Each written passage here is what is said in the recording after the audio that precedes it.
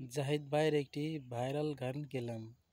কেউ সুখে টানে, কেউ দুঃখে টানে, কেউ বুঝে টানে, কেউ বুঝেই টানে।